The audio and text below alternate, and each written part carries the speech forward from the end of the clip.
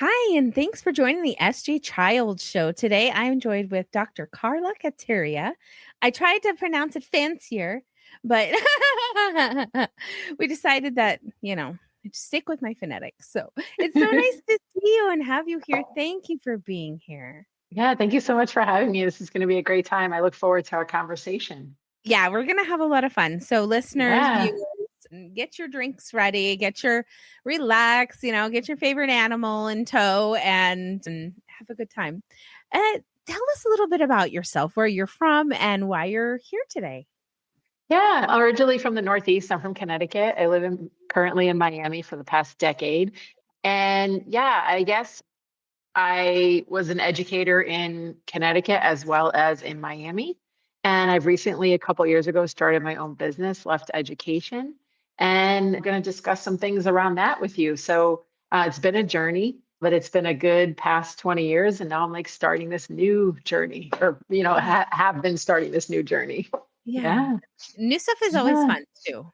There's so much passion So, behind it. So, so much opportunity. Yeah. Yeah. and what kind of drove you towards the neurodiverse community? Yeah. So I service all different kinds of kids regardless. But yeah, I think that it's, I hate to say it's underserved because that isn't true. Like I came from schools that did a really good job supporting kids of, various levels and, but I definitely think a lot of Like times generally, yeah, I think neurodiverse kids as well as teenagers can be stereotyped, misunderstood, kind of taken at face value. So though we may do a good job, like us as educators or parents, does the rest of society realize that and understand that and know that it's a little different, but it's really not. Yeah. oh, absolutely. Isn't that the truth? And being a parent of two 16-year-olds and a 14-year-old, I'm right in Nice. I'm right in this teenism right now. And no, I'm actually couldn't be happier with the humans that I'm living with. And I I love them. I love them. I love who they're becoming. I love where they came from. And one of them isn't even mine. And I'm seeing all of the changes that this Mhm. individual can make with the idea that worth and value come from being alive instead of having to come from doing the dishes or mowing the lawn Mhm. great or getting an A on something. It's so true. And I think a lot of us get into that cycle of, my identity is based on, or my worth is based on my achievement or my accomplishments. And it doesn't matter what type of child we're talking about here, high achievers, neurodiverse, like anything, we get caught up in that because, we want love or we want praise or we want to feel something from that. And yeah, it all boils down to getting or supporting teens through knowing their worth. Yeah. Yeah. Yeah. I really had a lucky opportunity. Well, I don't my stepdaughter wouldn't call it a lucky opportunity, but to raise a child before my own children, right? And to really like understand because I mean being a step parent is just there's no textbook for it. It is Mhm. individual based on not only that child, but your spouse and the spouse's ex-spouse. And you always have to consider all of that. And that's a big old picture right there. It That can be is. a big old messy picture. It can be a beautiful, clean picture, but not, you can't just look at one little portion and think that you know what you're doing. But other than that, I going into when I'm parenting my own biological kids, first off, I had a kiddo who next in line had communication needs. So right away, I had to change things. It was right away that was a different, but that also set me up for the next one to already be in a space where Mm. I was looking at things differently, where I was perceiving what kind of a relationship it, I don't care that this person is 3 or 4. What kind of relationship do I want to have with this individual when they're Mm. 30? What kind of a Mhm. relationship do I want to have when they're, like are they going to come to me? Am I going to build this relationship with this individual? Well, they're going to want to be friends and come to me later in life. Or are they going to have that obligatory, got to call my mom every 3 weeks to call to make sure that I know she's alive. She knows I'm alive. Goodbye. Thank you very much. That's it. And I didn't want to have that. I wanted that, like, I'm an only child, so let's blame it on being a lonely kid, okay? I wanted that best friend person in my life. And I'm not talking about codependence. There's a guy, there's a very good line, right? Correct. But I understand. yeah, but the opportunity to have this second chance, if you will, to really build on what a friendship with a female later down the line could look like. It made such a huge difference to have that first experience for me, and then to be able to overlap those two and do things a little differently. So bless her heart. I've said it a million times to her on all the podcasts I've ever done. Like, I couldn't say I didn't know what I was doing enough. Like, it just, you are who you are at the time of your life. And like, you can't be too hard on yourself and too regretful for mistakes that you may have made. Yeah, I mean, you really have to have grace, and I really like what you said is like you were meeting them where they were at 3 years old, however many years old, but it was kind of with that long-term identity in mind. Like what I do today is going to determine what happens, a decade from now.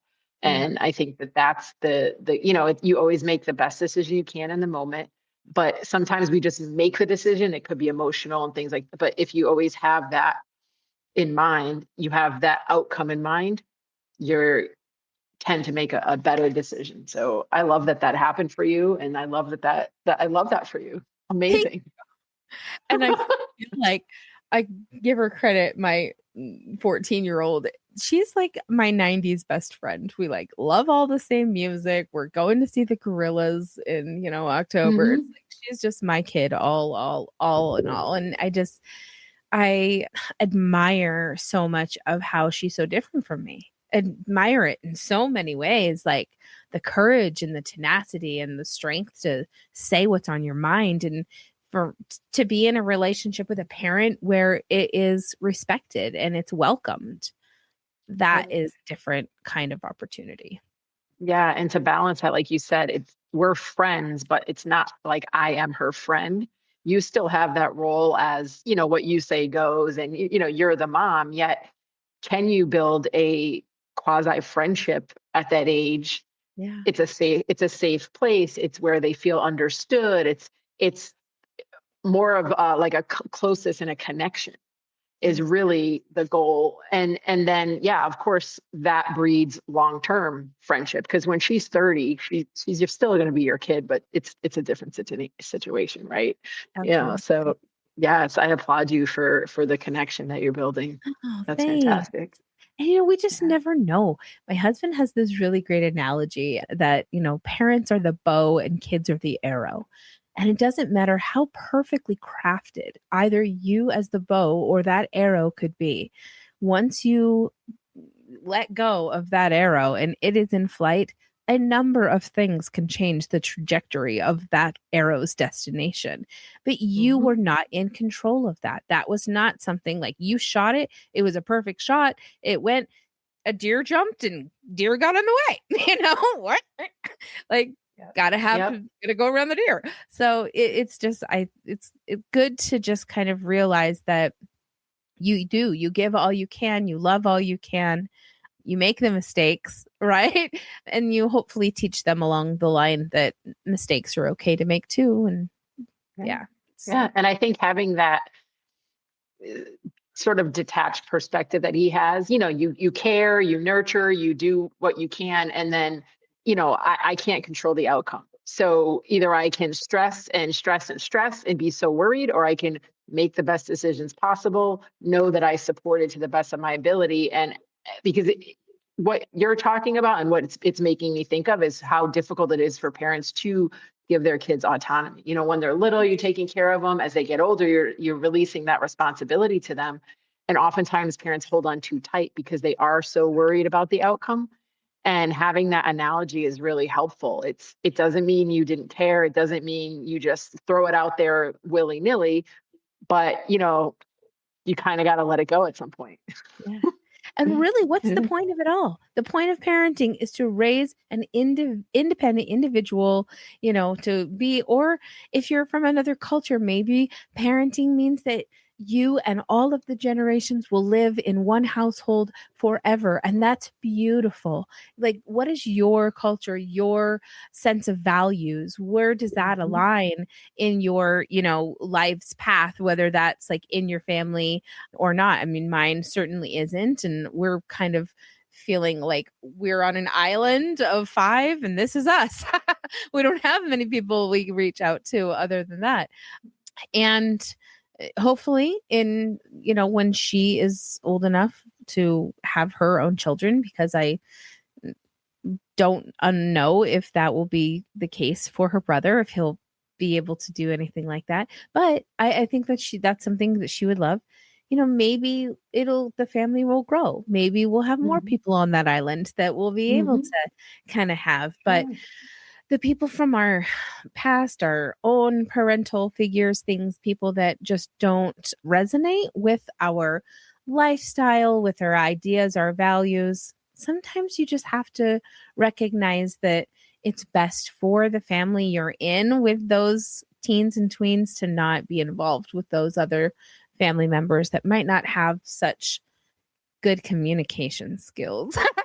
Yeah. Well, it's funny you say, because I have a lot of conversations with families around values, because it isn't a matter of just yes or no, black and white, or, giving them responsibility and autonomy. It's based upon what your family value. If your family is like, I have a lot of families that do it differently. They don't go to traditional school. They do homeschool, that's fine, but they still value their education, or, you fill in the blank. So it's really that you as parents and your children are making those, you're creating your environment are based upon the values of the family. And if that's, your family unit, in your case, that's fine. If that's a larger family, then so be it. But the circumstance can look different. Like you said, you can all live in the same house and live in it. I grew up with people that lived in a 3-family house, and every floor was a different family member. And you can live like that or not, but you still, how do you, support them to be on their own and have autonomy? Yeah. And I like that, I kind of in this era I'm in right now where it's really wanting my teenagers to go out into the world. I want them to have the experiences out there right now where, I'm wanting maybe this summer to get her a debit card to learn how to be responsible for her own finances in a way that I was never taught how to do. I mean, you turn 18 something, you go out, hey, let's give you this plastic card. Hope you know how to use it. Right. Well, I think that's a super important lesson, because I have clients on both ends of the spectrum that have, no phone, have no access to that, and everything is taken care of for them. Yes. And then I have kids that, are working and they're realizing, oh my goodness, so either way, that financial literacy piece, no matter what your, cognitive level is, you have to try to support your kids through understanding the value, because it's so hard with Apple Pay, and it's just like, it's a phone, but it's not a, and I hate to say like bring back actual cash, but you may have to do if you, like you did with kindergartners with money, it's kind of one of those things, because it isn't because they're not smart enough. It's because they don't have the experience. Yes. So I think that's a great idea for her to experience that and see how it took me a week to make X amount of money. And a lot of times it compels kids to work harder in school or realize, ooh, this isn't what I want. So getting that job. And I think the same goes along with like volunteering too. And, like having to get out there and see the way people live, do things differently, manage your money. It's all part of it. It is. Yeah. And, I just thought of this too. And it's kind of funny because I'm sure that I'll be like the controversial mom because of it. And it's not bad, I promise. But it's about chore doing. Mm-hmm. really have this. So my dad was a major general. So I'm a Mm-hmm. military kid. Like, believe me, if I did not scrub and scrape, and that was my life, like, that was what I was required to live by. I don't make my kids now. I don't not teach them. Not making them and not teaching them are two different things. And when I say that to people, sometimes they get mad at me. How will they ever learn how to do it? No, I didn't say I didn't teach them how. I don't require them. It is not their task. It is not their job, because guess what? They only have this little tiny amount of time to live in my house while they're kids and get to be kids and teenagers. When they're adults, they have a million dishes to do for their whole life. Their whole life. They can do dishes. Like I said, it might be controversial because I don't like, I Well, literally do not. I just am well, like, it's funny because when I was younger, I wanted a job like really early. And I think I ended up getting a job at 16 and then working from there. But it was my mom would constantly like, no, play your sports, go to school for that very reason. yes, Not, you know, not to not be responsible, but when are you going to have another opportunity in your life where you can just play sports yes, and you can go to yes, school? So exactly. I get that. And I think there's some balance to be had. I think, you know, Yeah. the forcing thing doesn't work and the go ahead, you don't have to do anything doesn't work either. No, no. And I think that a lot of times I work with a lot of parents that use systems, like whether it's a chart or a calendar or something for little kids, something more electronic for bigger kids, but just kind of like expectations. Maybe you don't even have a checklist of you have to do all these chores, but maybe like, you know, you live here. I want you to be happy. I want you to enjoy childhood. Right. And, you know, this is just what I expect my house to look like or my car to, you know, and Yeah, then you fill in the blanks. You know, if exactly. you know, Exactly. so, you know, we don't leave like old food under the bed or so, you know what I mean? So I Yes, know yes. that that's like a thing. So Oh, it, no, 100%. I know. So it's like you aren't picking up after them and doing everything for them. Yet, you know, you kind of check in. Hey, I noticed this week that, you know, things are getting pretty rough in there. What are you going to do about that? You know, Yeah. it's kind of like, yeah. And I like what you said too, because in that process, in this year, there has been more interest in doing things, going to the places with, friends, and going and spending money, really wanting to spend money. Mm. Now there's this, how can I earn money? Oh, well, you can do the dishes. Oh, well, you can do this. Oh, okay. I can just do the dishes. Yeah. So now it's like these money making opportunities. And it was never a task. It was never this, gosh, I have to do dishes and now I have to do them again. And I did them for free and now I have to do them for money. Kind of like this weird, Yeah, dichotomy. Yeah. yeah. And so I just Yeah. love it. I love it. I'm like, she's like, well, I can fold laundry. I can I can do this. I'm like, yeah. Yay. Right. Let's get it done. Yeah. I So love it. I love it. it's Good. fun. It's fun. Yeah. Good. So my son, he's profoundly autistic and he has global developmental delays, and so his life challenges and skills are a little bit different. And just this year, he's 16, so he's not like Hmm. a 4-year-old or anything, but just this year he's kept his own garbage can and he has picked up all of his own garbage and been placing it in the garbage every day.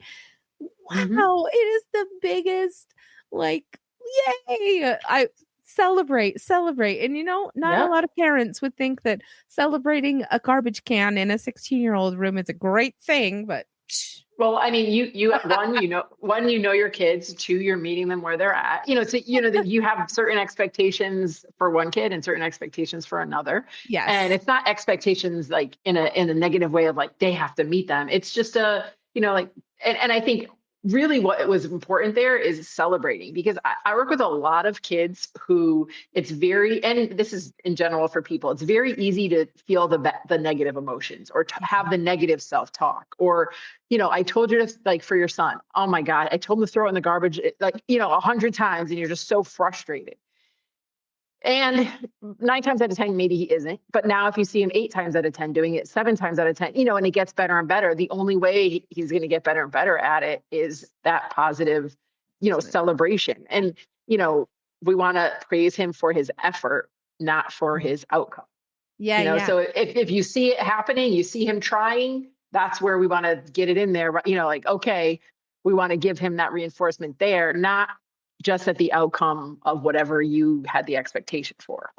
I Yeah. love that. I'm going to practice that a little bit more because I have told him great job, but I think that actually saying, wow, can't believe you picked it up from over there and put it over here, and making it really like understandable, a narrative for him. Yeah. Because if you think about it, like if you're a kid, and when I was a principal, like I was over, like, say art teachers, art department. Not everyone's an artist. Everyone's got to take art. So the really great teachers that I had, they graded on effort. So if you had a terrible outcome, your painting looked terrible, but that the teacher saw you put in the effort, mix the colors, do all the things. If you're doing all the things she told you to do, then maybe the outcome wasn't museum worthy, but you put in that effort and you got a B, let's say. Yeah. So it's the same thing with him. So, maybe that's not his forte, but he's giving the effort. If he's not doing it at all, then okay, like we got to figure this out. But if he's trying it, he's giving that effort, you're just praising that effort, like, yes, yes, yes. And then he starts to believe that he can do it. Exactly. And it's so great. Isn't it so amazing when you see that light bulb, when they see their value, when they see that they can do something and that they've like earned or accomplished something, and it was them who did it. And it wasn't, you weren't riding their coattails or pointing fingers or sending them 100 text messages reminding them to do this.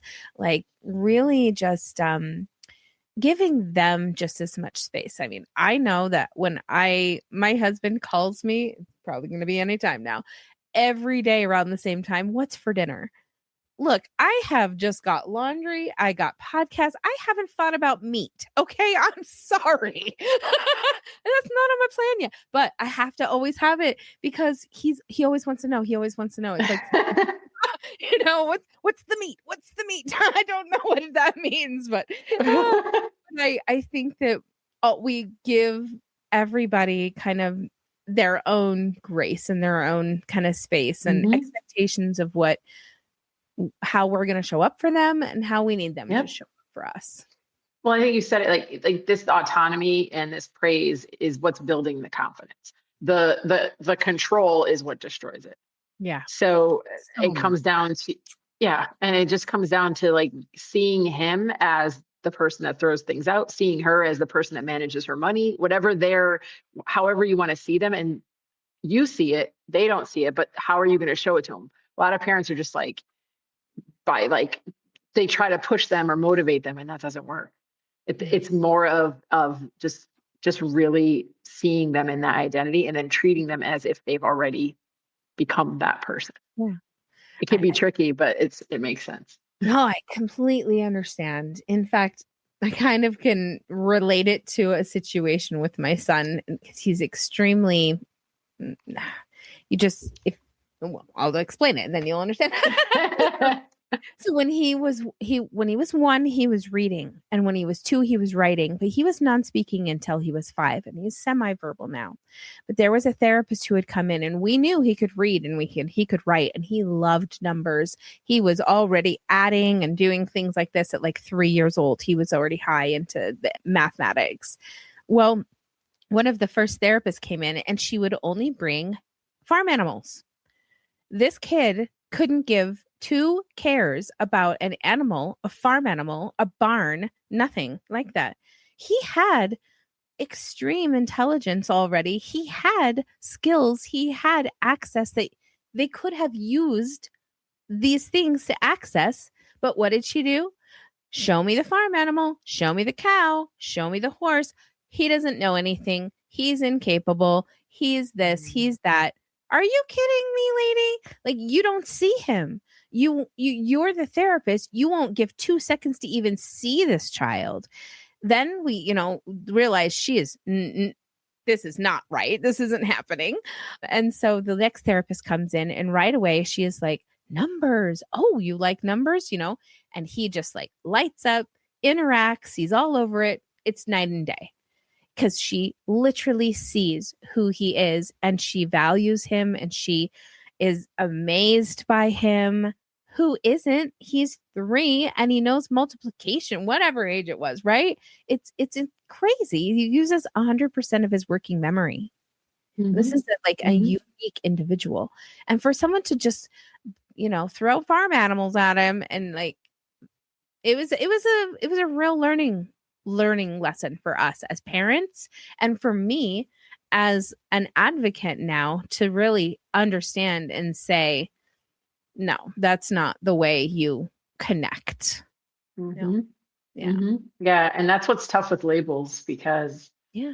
you really just need to support that child, what that child needs. And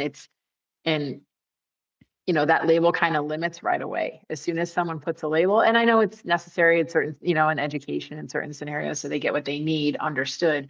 Yet, you have to really see them as who they are. You said it yourself. And that's the only way that it works, that individualized connection. And yeah. And I'm glad that you found somebody that saw him for who he was. And it took a few times. Like there were, of course. Kid therapists that no way, you're not good for us. Thanks. And some that we are lifelong friends with, that we will literally be friends with. And they still want to know how is he doing, and it's been years, a decade long, and we're still, wondering, checking in with each other. So 100%. Yeah. But that's key. And it's nice to have that they always, support him. And I think that also started with you giving him what he needed. Yeah. And, I think it was that, correct. Right. Because when that attunement isn't there and that connection isn't there, and even though you're trying, that's what diminishes the relationship. I think you having that strong relationship with him, of course, maybe you had to use a few people and find the right one. Yet that's what then, so you knew what you were looking for. Yeah. And he has a really crazy sleep schedule. And, I know a lot of kids on the spectrum, or individuals themselves, do have, kind of strange sleep tendencies, you will. And it wasn't until I was at my kiddo's he was 8 years old. We were getting an IQ test done, and I was doing the ADOS test for the who knows how many time, right? And I'm filling this out going, oh my gosh, husband, check. And I came home and I was like, babe, oh gosh, I totally understand. Like, this makes so much sense to me. Look at all of this. You sleep for 5 hours in the afternoon, you sleep for 5 hours in the night, you sleep, you won't eat this, you don't go to restaurants, you did. And I like named all of these little lists of things. And I was like, yeah, this is how this don't make so much sense. But it really gave me kind of this opportunity to step back and say, okay, I love this man, and I have, given him these accommodations without knowing he was autistic for this whole time period. And I can certainly do it for this child who I know, has these other challenges. So I just started saying to the therapist, like, I'm going to watch his sleep. I'm going to just let him sleep, wake up, sleep, wake up, sleep. Nobody's going to tell him what time, we're just going to watch and see what happens. It ends up being a moon schedule, 2 weeks in the day, 2 weeks in the night. Very strange, but wow. He is the happiest, healthiest. He doesn't get sick. He doesn't come down with things. He doesn't have anxiety. Because I think that's you're not forcing him into, it must be this way. Yeah. And so it's interesting. I think that being able to, and let's back up. I'm a stay-at-home mom. I can do this. I have the opportunity. I have the space to do this and to offer this. I'm not saying that every family can or should or would have the ability to be able to do that. But I was able to, and I love it. And people think it's crazy all the time. Yeah, we had to homeschool, believe me. And, we had to, some, Special Olympics. They're wonderful. They give us all kinds of accommodations. Sorry, DJ's asleep in the next 2 weeks. We'll be there next 2 weeks. They're like, okay, see you then. It's just been fascinating. And it's wonderful to be able to speak directly about it and just be honest with people. Like, this is our Mhm. situation. Like, you know, Mhm. can't And it change it sounds to, like you meet them where they're at, and it just sounds like, and I mean, I'm not seeing you in every moment, but it sounds like you are emotionally regulated, therefore they are. mm, I mean, you have your moments, I'm yeah, sure, got it. Yet the more grounded, the more in tune you are with yourself, yeah, only then breeds the good relationships you have with them. mm, And yeah. I think that's it. And I think you Thank also you. mentioned, no, yeah, I mean, that's the key. I mean, parenting out of anger and parenting out of, it happens, but if that's the norm, then that's a problem. Yeah, But and I absolutely. think you saying about your husband calling about the food is, well, you didn't know, he didn't have a label, but I think you already kind of like, you answer your own question. That's why he calls you every day. He Yes. just Exactly. He's autistic. He needs to know his patterns are yes. yes. Oh, it's But great. I definitely, all kidding aside though, I mean, I think that's the key. Like, you kind of alluded to in the beginning, you're like, oh, I had practice on the first kid and then I had two more, but I think, having the intentions you had, having the outcome you were looking for, and then doing your best to like rewind that and like step by step, how am I going to get there? And you didn't make all perfect decisions, but you made the best decisions you could in every moment Yeah. to get that outcome you were looking for. Yeah. And I think Yeah. you're right about that. It came with intentions. It came with me wanting, I was not only an only child, but of divorced parents who were working parents, career parents. So I was a latchkey, lonely kid. And when I found out that, I was going to have to stay home because this individual was going to need me during all the time, Mm-hmm. I was so honored to have the chance to be able to be that mom that could spend those moments and do all of these things that I never felt like I had a chance to have as a child. Mm-hmm. Like, I was always just pushed around to other people all the time. And it it's really nice now to feel and know that I'm in like this really connected space with all of the people in my, family and Mm-hmm. connection here. Mm-hmm. Yeah, because that was a rough. I don't know if we brought that up, but yeah, it just I Well, guess I it think it because also that's what gave me the it's intentions. Yeah. yeah, and I think it's like you were kind of, yes, you were focused on the short term situations such as, I don't know, grades or behavior or things in that moment. But I think it's with that, but having that long term lens of like, what are we trying to accomplish here as a family? What are our values? How does this align with our long term goals?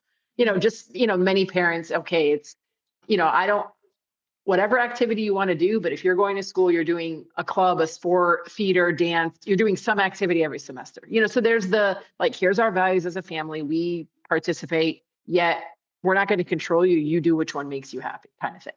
And I think Yeah. you had that long term, in your head, but then the short term decisions were made based on that. Yeah, Yeah. definitely. And now, Mm-hmm. we're here we are, we're in it.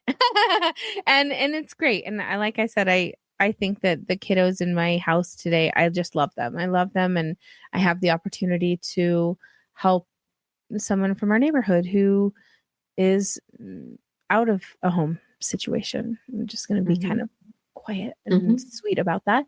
And so I just have this beautiful opportunity to see somebody who hasn't ever been able to have a relationship like this with an adult, Mm-hmm. to be on this level of sameness that we talk and we make decisions together, Mm-hmm. and really be able to, I think for the first time in his life, see that there's value beyond being quiet or getting a Mm-hmm. grade or, these other things that some parents lock down as like their only ways kind of thing. So Mm-hmm.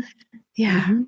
it's Yeah. amazing. I'm so Yeah, grateful. it's nice. It's nice to be able to do that. Yeah, it definitely is. I know And it I seems think crazy that, to people, but it's okay. what's that? It seems crazy to some people, but it's okay.